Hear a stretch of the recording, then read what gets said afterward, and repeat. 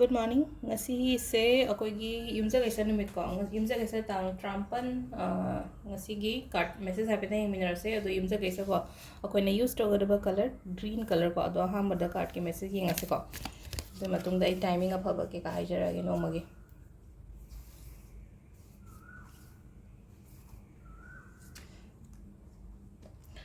Angel card on log thoi ko ngasi se.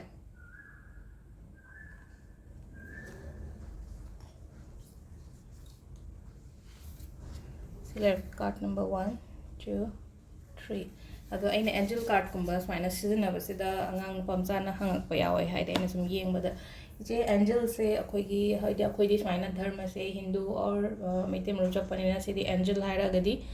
Christian gi oina dumaina khan bado ado sida ko aina mangonda bu declare to de angel haira di ka shunate ko akoi bu mangal pibiri ba hari shor adu da dum akoina angel ne haigi da makta di ma angel ne ba aingonda ꯑꯩꯒꯤꯗꯃꯛꯇ ꯍꯥꯏꯗꯤ ꯇꯥꯛꯄꯤ ꯇꯝꯕꯤꯕ ꯃꯤ ꯑꯣꯏꯇꯥꯔꯒꯁꯨ ꯅꯠꯇ꯭ꯔꯒ ꯇꯥꯛꯄꯤ ꯇꯝꯕꯤꯔꯤꯕ ꯂꯝꯕꯤ ꯃꯉꯥꯜ ꯑꯃ ꯄꯤꯔꯤꯕ ꯈꯣꯠꯂꯤꯕ ꯑꯗꯨꯗꯣ ꯒꯨꯗ ꯃꯣꯔꯅꯤꯡ ꯉꯁꯤꯒꯤ ꯀꯥꯔꯠꯀꯤ ꯃꯦꯁꯦꯖ ꯍꯥꯏꯐꯦꯠꯇꯪ ꯌꯦꯡꯃꯤꯟꯅꯔꯁꯦꯀꯣ ꯉꯁꯤꯁꯦ ꯑꯦꯄ꯭ꯔꯤꯜꯒꯤ ꯇꯥꯡ 13 ꯌꯨꯝꯖꯀꯩꯁ ꯅꯨꯃꯤꯠ ꯌꯨꯝꯖꯀꯩꯁꯁꯦ ꯑꯩꯈꯣꯏꯅ ꯒ꯭ꯔꯤꯟꯒꯨꯝꯕ ꯀꯩꯒꯨꯝꯕ ꯁꯦꯠꯄ ꯌꯥꯏꯀꯣ ꯑꯗꯣ ꯊꯥꯁꯤꯁꯦ ꯀꯦꯂꯦꯟꯗꯔ ꯈꯔ ꯑꯃꯗꯗꯤ ꯉꯁꯤ ꯇꯥꯕꯅꯦ ꯑꯗꯣ ꯍꯌꯦꯡꯁꯨ ꯇꯥꯏꯀꯣ ꯑꯗꯣ ꯃꯦꯅꯤꯐꯦꯁꯇꯦꯁꯟꯁꯦ ꯍꯌꯦꯡꯁꯦ ꯐꯔꯛ ꯇꯥꯅꯤ ꯉꯁꯤ ꯇꯧꯍꯧꯒꯦ ꯍꯥꯏꯔꯒꯁꯨ ꯀꯩꯁꯨꯕꯨꯗꯤ ꯀꯥꯏꯗꯦꯀꯣ ꯑꯗꯣ ꯍꯌꯦꯡꯁꯨ ꯇꯧꯕ ꯌꯥꯏꯀꯣ नो हम कोई कार्ड की मैसेज येमिनर से कार्ड से से एंजल कार्ड लवेको मसीगी ओना हागदे एंजल मैसेज ओना हाय तारे एंजल गाइडेंस दो साइना एंजल गाइडेंस एंजल कार्ड लवबसे सुम खंगदबा अंगांगेना स्मा पाव हाइजे एंजल हायरगदी अखोगी क्रिश्चियन की कईगी अदुमाइना ओइदरा हाइदि धर्म से अखोदी हिंदू निना कैनोनिना हाइदि अखोई स्माइना कैनो चटपनिना मैते मरुकुम नत्र कैनो चटपनिना हाइदि सीसीडी हाइदि क्रिश्चियन की ओइना अदा इन मगोंदबुदे क्लैरिफाई तौरेको हाइदि एंजल हाइरगदी हाइदि ईश्वर अखोइबु लंबी पिबिरिबा गाइड पिबिरिबा मंगाल पिबिरिबा हाइदि ताइबंगपु सेमबा हाइरासिनेको हाइदि अइगिदमक्ता फबा अमा कैनोमा तौबिबदो अदु एंजल नेबंका हाइदि मीदसु लेबा मीदसु दुम हाइदि सी ही और सी इज लाइक एन एंजल को हाइदि माजे अइगिदमक्ता दि हाइदि अइगोंदा ताकपिबा तंबिबा मयाम अमा तौबदो एंजल अदुमाइना ओइना हाइतार केम नतेको अदुना सिदा रिलीजियस कैगी मतांगी सुम लाकपसेको सिदा सम काइंड ऑफ एग्जांपल हाइतारेको सिदा इशिंग हाइतार समुद्रदी चावेनको हाइदि अखोइगी ओशिनगुम्बदा लेबा कैनोसिना ngaसे मयाम अमा लेत्रा सिसिना हाइदि अदुदा लेरिबा मयाम हाइतारेको अदुदुना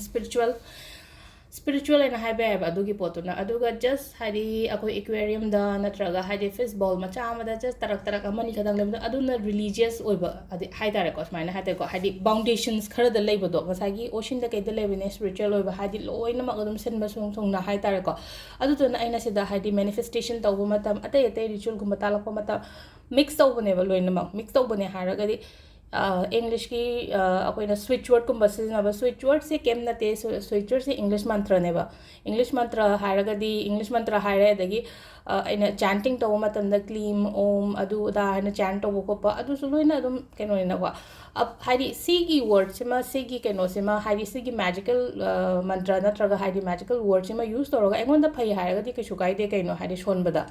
अदुना हायदि अकोइना अदुम अनमना अदुम हायतारेको तवबुदि तवबी अदुदा हाइ असिदा हाइदि इसादा ट्रस्ट तौद्रगदि सुंदौ तौगोनो सुगुमा मयाम से हाइतारेको हाइदि अइना अइगी मनुंगदगी हाइतारेको थाजब अमा गरि अमा belief लाक्ट्रगदि हाइदि तौबदा कानरोइबा अदुदुना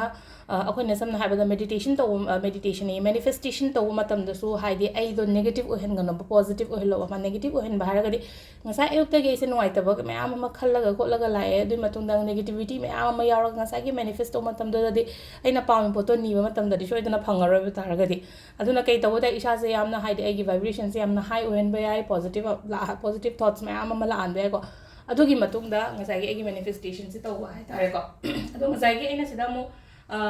new moon gumba adagi full moon gumba da tawa hayeng se ngasi hayeng se new moon ko ngasi dagi dum tare ko ngasi calendar khara ai ha ngasi dai kha yaure hayeng dai khara ma yaure adu moon gi energy se yam phaba hai tare ko koina khang da bagi ne ba se ko adi energy se moon gi energy se da hadi siga pulap ꯊꯕꯛ ꯇꯧꯃꯤꯟꯅꯔꯒꯗꯤ ꯑꯩꯈꯣꯏꯅ ꯇꯧꯗꯣꯔꯤꯕ ritual ꯑꯣꯏꯔꯣ ꯃꯦꯅꯤꯐꯦꯁꯇꯦꯁꯟꯁ ꯑꯣꯏꯔꯣ ꯑꯩꯈꯣꯏꯗ ꯌꯥꯝ ꯊꯨꯅ ꯐꯪꯕ ꯑꯣꯏꯕꯗꯣ result ꯀꯣ ꯑꯗꯣ ꯐꯪꯕꯁꯨ ꯑꯗꯨꯝ ꯌꯥꯎꯁꯨ ꯌꯥꯎꯔꯝꯒꯅꯤꯀꯣ ꯑꯩꯅ ꯁꯨꯝ ꯈꯟꯕꯗ ꯍꯥꯏꯗꯤ ꯃꯃꯥꯡꯗ ꯇꯧꯈꯤꯕ ꯈꯣꯠꯈꯤꯕ ꯃꯌꯥꯝꯗ ꯑꯗꯣ ꯁꯤꯗ ꯂꯩꯔꯦ ꯑꯩꯈꯣꯏꯒꯤ ꯀꯥꯔꯠꯁꯤꯅꯀꯣ ꯀꯥꯔꯠꯁꯤꯗ ꯀꯩ ꯃꯦꯁꯦꯖ ꯂꯥꯛꯀꯦ ꯍꯥꯏꯕꯗꯣ ꯑꯗꯨ ꯍꯥꯏꯐꯦꯠ ꯌꯦꯡꯃꯤꯟꯅꯔꯁꯤꯀꯣ sida ahambaje listen to your intuitions aina hai ko haide aina khal ai manung dagi tholakpa ai khonjel hai tare ko khonjel natraga ai wakhal hai tare adu do thaja biyo ngasi je ai kaino ma chatke na khallase ba suppose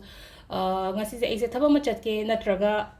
chatpa matam sida thaba se oini or oiro as a oido wale ngasi chatlaga di soi magoli do male haraga di adu ai intuitions se ba haide ai manung de tholakpa intuition aina khan ai da paung na haide kaino ma lakpa do manin na ma gari ma lakpa se hai tare ko ado ngasi je ketang thaja phate adu na hayeng oina chatke kain khallaga hai tare ko adumaina miga wari shama tamda so ngasi hairaga di ngasi di hairaga da hayeng oina haira yenge da adumbagi mong da hai tare ko just listen to your intuitions ko mina haiba ko pada chagano ko number 2 ko number 2 ki se be assertive ina lae ko ado sida be assertive se akoina kai haige hai kan sida ko ngang thok pa hai tare ko haina aina aigi damakta haidi ko ngang ba tamo haidi aigi right ki damakta hai tare ko haidi speak up hai tare ko speak up for yourself aigi damakta nangna haidi ishagi damakta aina aigi khonjel mingoda yohon baiwani da sida aigi opinion adagi aina pami boto clearly haibiba ado ahum subagi sna kaino improving health haina lai ko haidi naba khotpa ga leramagadi naba se haidi phagat pa ko ado improving health ko health se health khatan suna tabida hojik lady ba conditions kari kra adu dagi haitare improve toro ko kholok pa adu so dumaino ina khan birasu yai ko ado timing of haba se ayu ki pung mari ga minute nipuma pandagi na nipan ga minute ama phaw lere ko mapan ga minute kunthra tare tagina 13 ga minute 13 phawba ani ga minute kun taruk tagina manga ga minute kun 35 phawba taret ka minute ani dagina 13 ga minute 13 phawba nungdang gini ko sina taret nungdaw ram gi taret ka minute ani daina 13 ga minute 13 phawba lere dagi pung ani ga minute ama dagina ahum ga minute kun mari phawba sisina akhoi gi nungalam dai gi hai tare next day ko ado card ki message lere ado ga makha taba dai crystal ke ka hayeng charge to bi yai ko new moon numit new moon haragadi new moon full moon aina card kumba hadi parcel thage matam da card kumba yawgi ba khot ki badadi aina instructions to loina hapne aduda yaurok to kumba yauraga na hadi instagram page ta dum hapne ko hari kamaina crystal charge to badagi da iraga pasana yawbani ko aduda hapetang page so ba biyo ko adu sida leire akoigi ngasi gi video ko thank you